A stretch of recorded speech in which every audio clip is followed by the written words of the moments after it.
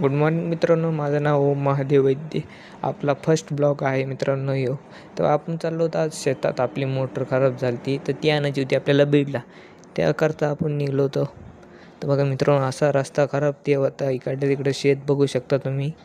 लय खराब रस्ता म्हणजे सांगूच नका तुम्ही मित्र. पुढं तर असला खराब रस्ता होता मित्रांनो. आपण आलतो आता औरंगपूर जवळ. असा खराब रस्ता ते असं तुम्हाला म्हणजे गाडी आणायला लय परेशानी देवत होती. पण असंच निघत आता जायचं होतं आपल्याला गावाकडे जवळ आलो. तिथून पुढं थोडासा चांगला रस्ता आला म्हणून थोडी गाडी पळवली की थोडंसं मोरं गेलं की हे बघा खड्डा आला.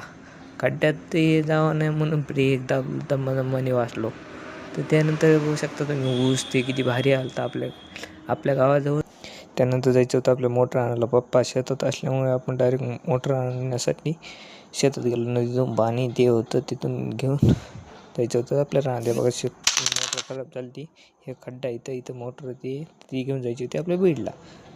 तर बघा आता मित्रांनो, मोटर ती घेऊन आलतो आपण बीडाहून. तर असंच मोटर बसवायची होती आपल्याला. बसली मोटर ते केली लोक असं म्हणजे मोटर ते बसवण्यासाठी आलं. ते 2 जणाला बोललेलं होतं मोटर बसवण्यासाठी.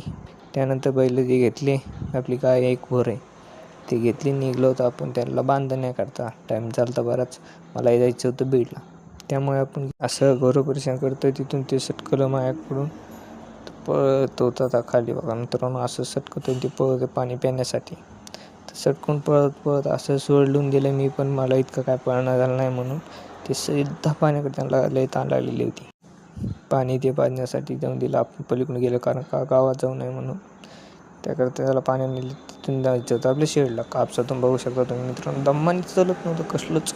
नुसतं पळपळ त्याच्या भावाला भेटत होतं त्याला. तर बघू शकतो तुम्ही मित्रांनो. आता शेडवर गेलं की पहिलं त्याच्या भावापाशी गेला घेऊ.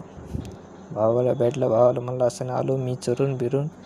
मस्तपैकी प्रेम बघू शकता तुम्ही मित्रांनो. भावांचं बांधलं ते गेलं. आपण निघलो होतो बीडला. आता बीडला जायचं होतं आपल्याला.